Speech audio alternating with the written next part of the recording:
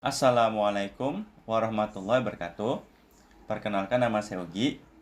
Jadi pada video kali ini saya akan praktek mengolah data dengan software Amos. Jadi contoh kasus pada video ini, contoh kasusnya itu mediasi atau intervening. Nanti kita akan menguji apakah berhasil memediasi atau tidak dengan menggunakan uji Sobel. Nah, di sini nanti teman-teman bisa melihat bahwasanya biasanya ada asumsi namanya asumsi normalitas. Nah, di kasus ini asumsi normalitasnya itu tidak dipenuhi.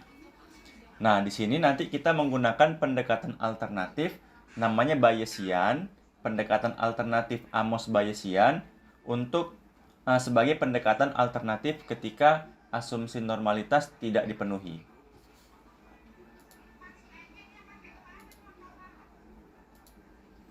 Nah, kita langsung aja mulai. Jadi di sini ada 4 variabel. Variabel yang pertama adalah lingkungan kerja. Variabel yang kedua adalah keseimbangan kerja. Variabel yang ketiga ini variabel mediasinya, namanya kepuasan kerja. Dan variabel Y-nya itu adalah keterikatan karyawan, Y, seperti itu dia. Nah, jadi ketika digambar modelnya seperti ini. Ini dia.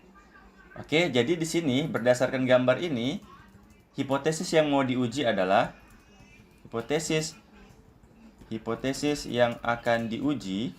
Yang pertama itu 1, X1 berpengaruh positif dan signifikan terhadap X3 atau X3 ini sebagai mediasinya, ya. Kemudian X2 berpengaruh positif dan signifikan terhadap X3-nya, ini mediasinya ya. Kemudian X1 berpengaruh positif dan signifikan terhadap si Y-nya ya. Kemudian hipotesis yang keempat, X2 berpengaruh positif dan signifikan terhadap Y-nya. Nah, kemudian yang kelima, X3 berpengaruh positif dan signifikan terhadap si Y-nya. Nah, ini semua namanya hipotesis pengaruh langsung atau hipotesis langsung. Atau kita bisa menamakan ini pengaruh langsung. Nah, selain 5 hipotesis langsung ini, ada namanya hipotesis pengaruh tidak langsung atau hipotesis mediasi. Ya.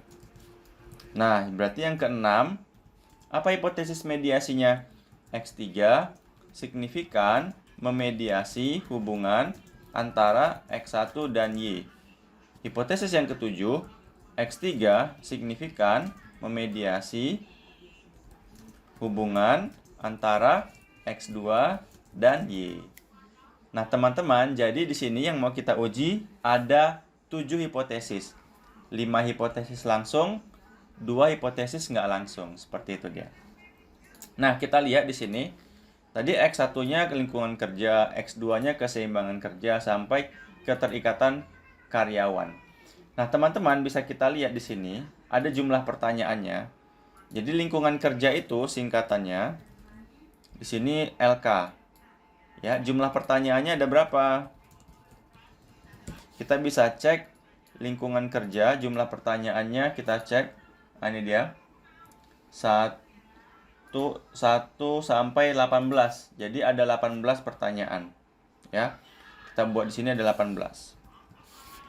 Kemudian keseimbangan kerja X2. Ada berapa pertanyaan keseimbangan kerja X2-nya? Singkatannya KKK. Ada 16 pertanyaan.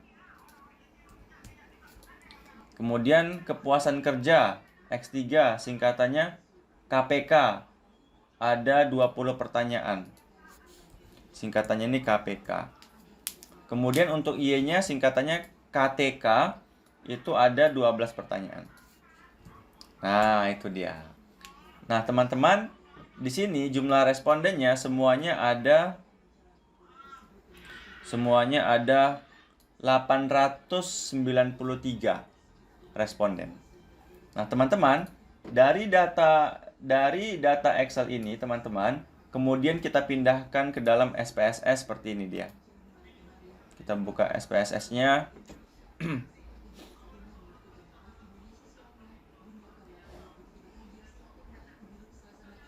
Nah, ini dia. Jadi, data yang ada di Excel ini, ya, seluruh data ini kita pindahkan ke dalam SPSS seperti ini dia. Ya. Kemudian, dari data SPSS ini, kemudian kita input ke dalam Amos. Nah, ya, saya sudah membuat modelnya dalam Amos, jadi tinggal kita buka aja. File open. Kemudian saya simpan di YouTube, olah data, Amos, mediasi. Nah, ini dia model tahap 1. Nah, jadi teman-teman, model Amosnya sudah saya buat seperti ini dia. Nah, contohnya ini ada X1, ya. X1 itu tadi disingkat dengan LK, benar kan? X1 singkatannya LK, ada 18 pertanyaan. Kita bisa lihat di Amos, X1 ini ada 18 pertanyaan, ada 18 kotak. Untuk X2-nya, singkatannya itu kan KKK ya, KKK. Itu ada 16 pertanyaan, sesuai jumlah kotaknya ada 16, 1, 2, 3, seterusnya. Kemudian untuk variabel X3-nya, KPK, itu ada 20 pertanyaan kotaknya. Ya, sudah sesuai ya di sini. Kemudian untuk variabel Y-nya, KTK, itu ada 12 ya. Kita bisa lihat KTK ada 12. Oke, nah sekarang jadi ya teman-teman ya, tahapan yang mau kita cari, tahapan yang pertama itu biasanya kita melakukan pengujian model pengukuran. Namanya itu bahasa Inggrisnya measurement model. Nah, itu dia.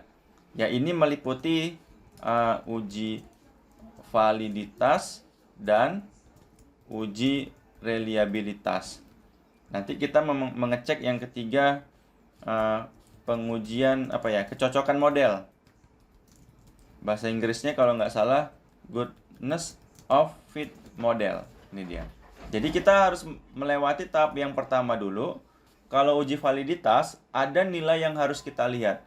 Nama nilainya Standardized Loading Factor, atau disingkat dengan SLF. Nah, kapan dikatakan valid? Dikatakan valid apabila SLF-nya di atas 0,5. Itu dia. Nah, yang sekarang kita mau cek adalah nilai SLF-nya terlebih dahulu. Nah, sekarang ini model Amos-nya. Sekarang kita coba analisis, pilih analyze, pilih calculate estimate ya, kita cek hasilnya. Nah, kemudian kita coba cek hasilnya di view, kemudian text output. Kemudian kita pilih estimate. Nah, di mana nilai dari SLF-nya? Teman-teman bisa lihat nilai SLF-nya bagian ini dia. Standardized regression. Nah, standardized regression ini merupakan nilai SLF-nya. Sekarang kita copy aja SLF-nya. Kita copy. Kita akan memeriksa yang mana saja tidak valid.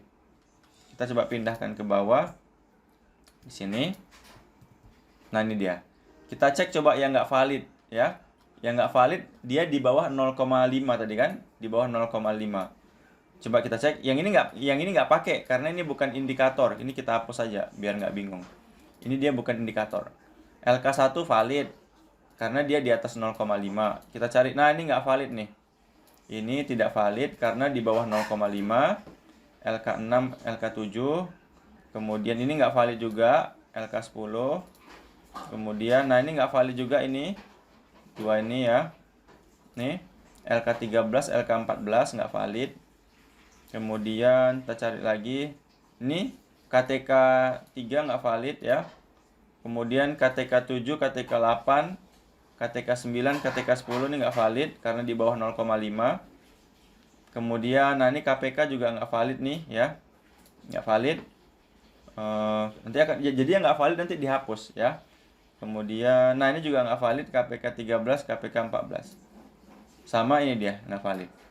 Nah, jadi yang saya warnain kuning ini indikator-indikator yang tidak valid. Sebenarnya di Excel sudah saya warnai. Contohnya yang nggak valid KTK 2. Benar nggak KTK 2? Kita cek KTK 2-nya. KTK 2. Ya, sorry, ini salah warna. Ini valid ya. Yang nggak valid KTK2. Benar kan? KTK2 nggak valid. Ya, kemudian yang nggak valid lagi di sini KTK7, 8, 9, 10. Sama nggak? 7, 8, 9 sama. Kemudian kita cek lagi yang warna merah ini nggak valid ya. LK6, LK7, LK10. LK-nya di atas. LK6, LK7, LK10. Benar ya? LK13, LK14. Oke, sama. Nah, jadi indikator-indikator yang tidak valid kemudian kita hapus. Jadi gambar yang indikator ini kita hapus, kita dapatkan model yang sudah dihapus tadi seperti ini. Nah, ini dia. Jadi ini gambar ini setelah kita menghapus indikator-indikator yang tidak valid. Ya. Nah, sekarang setelah kita hapus, kita eksekusi lagi. Pilih run, pilih calculate estimate. Oke. Nah, sekarang kita cek lagi nilai SLF-nya apakah sudah di atas 0,5 atau belum. Pilih view, text output, pilih estimate, kita cari yang standardized. Nah, ini dia. Kita copy, kita pindahkan ke sini lagi. Kita pindahkan dulu di sini. Ya. Kita lihat indikatornya ya, jangan variabelnya. Ini kita hapus saja. Apakah semuanya sudah di atas 0,5? Lolos semuanya, ini lolos. Nah, berarti sudah lolos. Semua indikatornya nilai SLF-nya sudah di atas 0,5. Nah, selanjutnya kita memeriksa namanya nilai, masih validitas juga, namanya average variance extract. Nah, ini dia, atau singkatannya AV. Ini nilainya per variabel ya, harus di atas 0,5. Satu lagi ukuran reliabilitas mau kita periksa. Reliabilitas namanya itu construct reliability. Construct reliability. Ini disingkat dengan CR. Ini dia harus di atas 0,7 baru dikatakan reliable. Ini dikatakan valid. Nah, sekarang untuk mendapatkan AV sama CR ini, kita harus melakukan perhitungan manual seperti itu. Perhitungannya itu ada di sini. Nah, ini dia perhitungannya, teman-teman. Jadi ini perhitungan untuk mendapatkan nilai AV sama nilai CR. Jadi untuk menghitung AV sama CR, teman-teman menggunakan 3 nilai. Nilai yang pertama adalah nilai SLF. Nih, nilai SLF-nya. Yang kedua adalah nilai errornya. Yang ketiga adalah SLF dikuadratkan. Nah, teman-teman, nilai SLF-nya tadi sudah dapat ya. Nilai SLF-nya itu yang ini. Nah, ini nilai SLF-nya. Ya, ini semua di copy 0,984, 0,981, 0,975. Ini dia. Ya.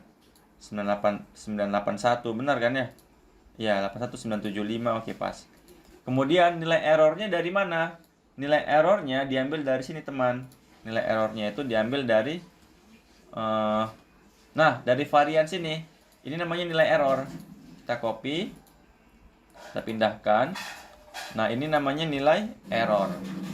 Dimulai dari E1 ya, teman. Ini dia. Ini nilai errornya. 0,024, 0,028, 0,035, seperti itu dia. Ini dia. 0,0237 kalau dibulatkan 0,024. Kemudian ini nilai SLF yang dikuadratkan. Kemudian kita cari jumlahnya menggunakan sum. Masing-masing kita jumlahkan ya. Ini kita jumlahkan gunakan sum. Ya, kita jumlahkan. Jadi contohnya nih cara nyarinya gini ya. Kita coba cari satu aja. Pertama SLF-nya dijumlahin. Sum dari SLF-nya ini. Ya. Oke. Kemudian errornya kita jumlahkan. Sum. Ya. Kita dapat errornya. Kemudian kita jumlahkan lagi sum yang SLF 2. Oke. Ya. Nah, sekarang nih kita hapus dulu. Untuk mencari AV, ingat AV itu ada rumusnya. Kita lihat rumus AV, di sini rumusnya. SLF kuadrat dibagi buka kurung SLF kuadrat tambah E. Maksudnya jumlah SLF kuadrat dijumlahin, dibagi, SLF kuadratnya dijumlahin, tambah errornya dijumlahin, ya, kemudian dibagi nih.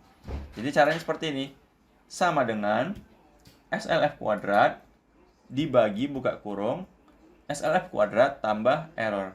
Nah, kita dapatkanlah AV-nya. Ini dia, dapat AV-nya. Untuk composite-nya, construct-nya sama dengan kita ambil yang SLF ini, kita kuadratkan, dibagi, buka kurung, kita ambil SLF ini, kuadratkan, ditambah errornya. Nah, dapatlah di sini AV sama CR. Jadi tinggal kita pindahin aja, sama dengan AV-nya ini, sama dengan CR-nya ini. Nah, begitu juga di bawah ini dia, sama dia. Nah, teman-teman bisa dilihat bahwasanya nilai AV, tadi AV yang disyaratkan itu nilainya harus di atas 0,5. Kita bisa lihat semua nilai AV-nya semua di atas 0,5, berarti sudah valid. Kemudian nilai composite, nilai construct reliability-nya sudah di atas 0,7. Ini dia. Kita bisa lihat dari hasil olah datanya, ya. Ini tadi, jadi yang nggak valid saya warnain kuning, ya. Kemudian yang nggak valid ini dihapus. Kemudian sekarang ketika sudah dihapus jadi valid. Ini dia. Nah, kemudian selanjutnya kita menghitung nilai AV sama CR. Semuanya sudah di atas 0,5 untuk AV-nya, CR-nya sudah di atas 0,7. Nah, kemudian kita akan melakukan pengujian goodness of fit model. Nah, di sini kecocokan model. Apakah model AMOS kita, model penelitian kita itu sudah fit, sudah cocok atau belum terhadap data penelitian kita, data yang Excel ini. Data Excel ini apakah sudah fit, sudah cocok terhadap modelnya? Nah, itu namanya itu uji goodness of fit. Kapan dikatakan fit? Kita melihat nilai namanya p-value. P-value itu dikatakan fit kalau dia di atas 0,05. RMCA dikatakan fit kalau di bawah 0,1. Kemudian CFI itu dikatakan fit kalau di atas 0,9. CFI, EV itu harus di atas 0,9. Dan TLI di atas 0,9. Sebenarnya masih banyak lagi, cuman sebenarnya kalau 3 aja kriterianya nggak apa-apa, ya. Tapi saya buat 5 aja. Kita sudah bisa lihat hasilnya di sini, ya. Di sini kita lihat di sini. Nah, ini dia bisa kita lihat p-value-nya 1, ya. Nilai p-value kita 1, udah di atas 0,05. RMCA kita 0,000 sudah di bawah 0,1. CFI kita 1 sudah di atas 0,9. EV kita 1,002 sudah di atas 0,9 dan TLI kita 1,003 sudah di atas 0,9. Maka model penelitian kita sudah fit atau cocok terhadap data, seperti itu dia. Nah, dari sini teman-teman, ini dia yang penting. Kita lakukan uji asumsi normalitas multivariat, ini dia. Di sini menentukan, biasanya kalau nggak normal, kita bisa menggunakan pendekatan lain nanti. Jadi jangan dipaksa normal. Karena dengan data yang semakin besar, akan sangat mustahil dia normal. Biasanya mereka menghapus datanya. Misalkan datanya ada 1000 baris, mereka hapus. Dihapus pun nggak ada jaminan bakal normal. Maka jangan dipaksa normal, gunakan metode alternatif. Itu saran dari saya. Kan sayang kalau datanya dihapus. Itu dia. Oke, kita lanjut. Kita bisa ngecek hasil normalitas multivariatnya di bagian ini dia. Nah, nilainya ini kita copy, ya. Kita pindahkan di sini, ya. Di bawah.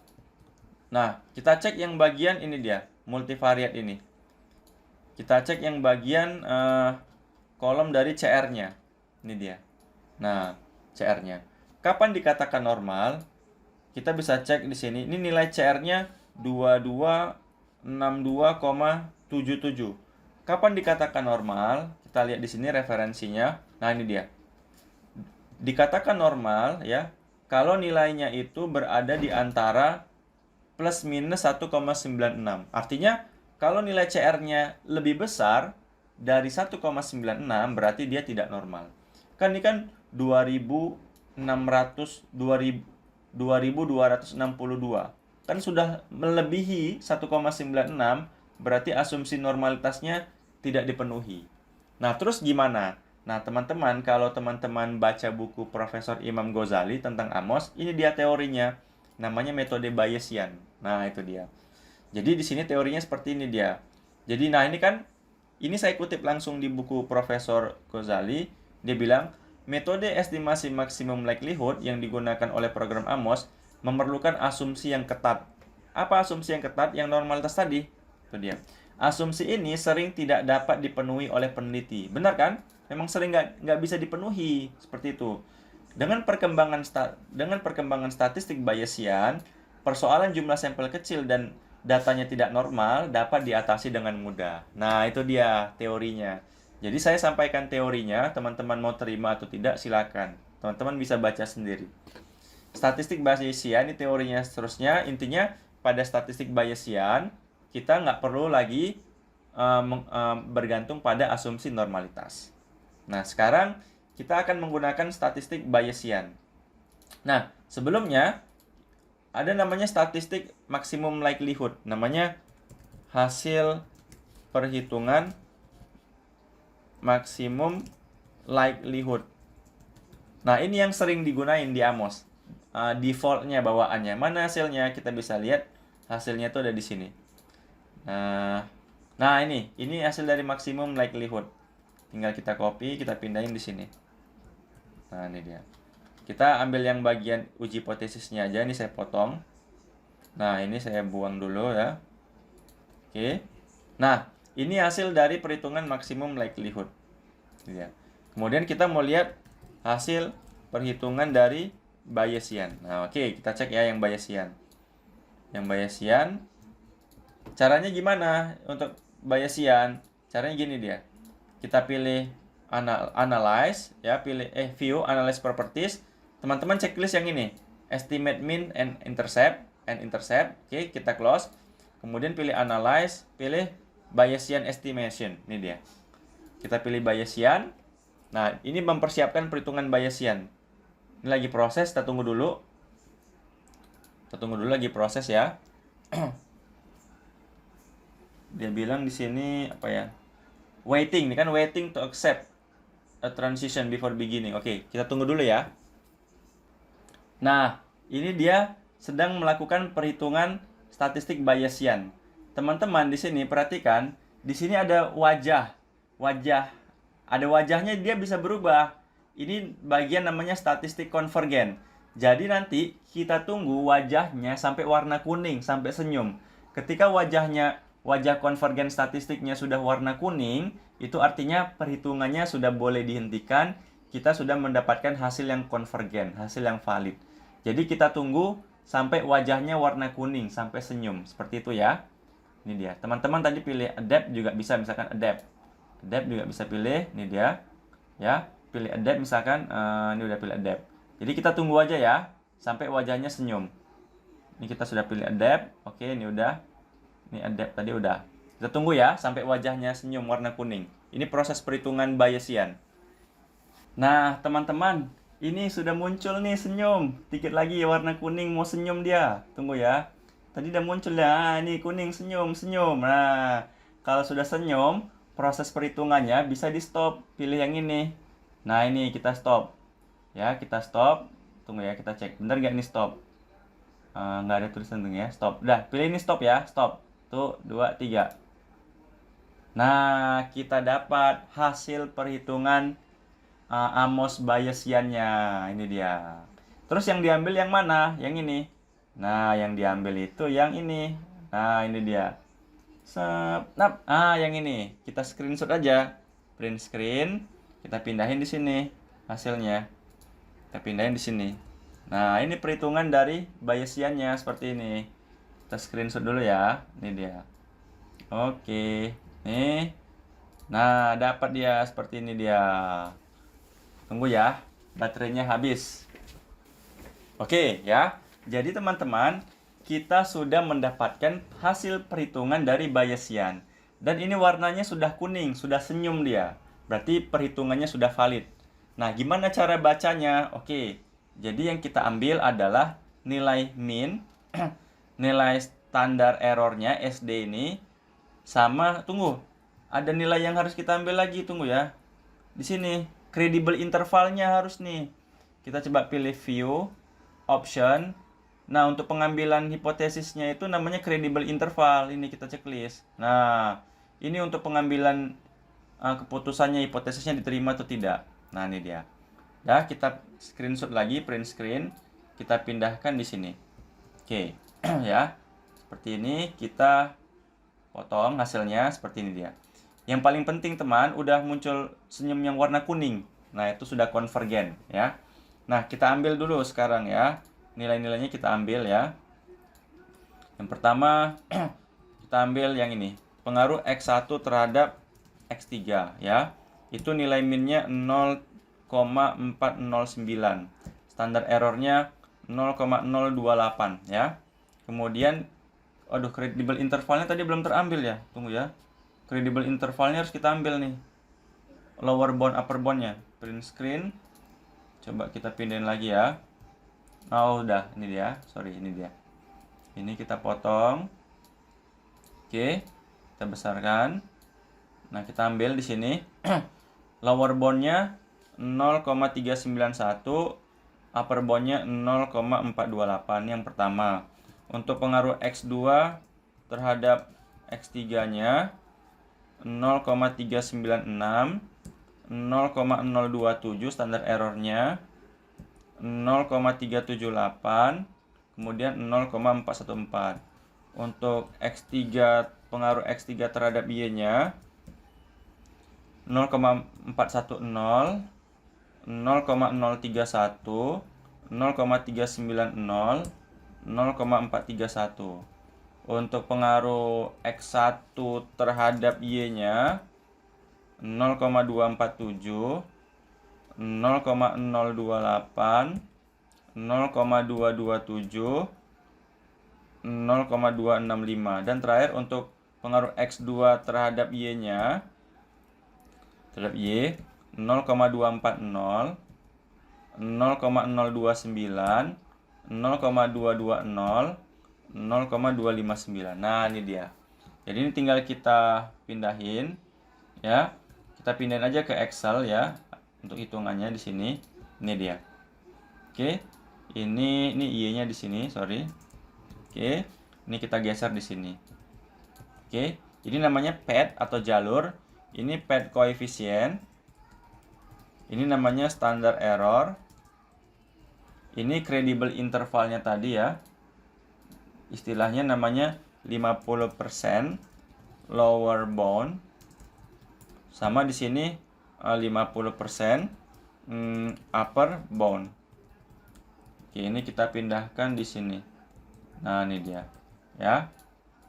Oke, ini hasilnya bisa kita lihat di sini. Nah, ini dia. Oke. Jadi gimana cara pengambilan keputusannya? Nah, ini kesimpulannya. Kesimpulan. Apakah X1 berpengaruh positif? Ya, X1 berpengaruh positif terhadap X3.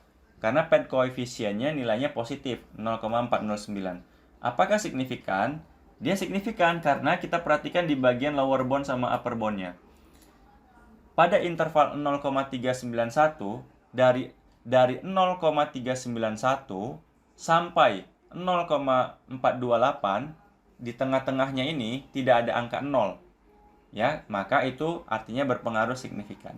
Jadi kesimpulannya ini X1 berpengaruh signifikan terhadap X3 karena pada intervalnya yang mana? Dari 0,391 sampai berapa tadi? Lupa, tunggu ya. Kita coba wrap. Dari 0,391 sampai 0,428, intervalnya itu tidak memuat angka 0. Nah, itu dia. Jadi kalau pada intervalnya tidak memuat angka 0, itu dia berpengaruh signifikan. Begitu juga dengan X2-nya, kita tinggal copas saja coba ya. Copas di sini ya. Kita pilih ini. Oke, X2 X2 juga berpengaruh signifikan terhadap X3 karena pada intervalnya dari berapa? 0,378 sampai 0,414 tidak memuat angka 0. Nah, itu dia. Begitu juga sampai habis, sampai yang ini misalkan, ya.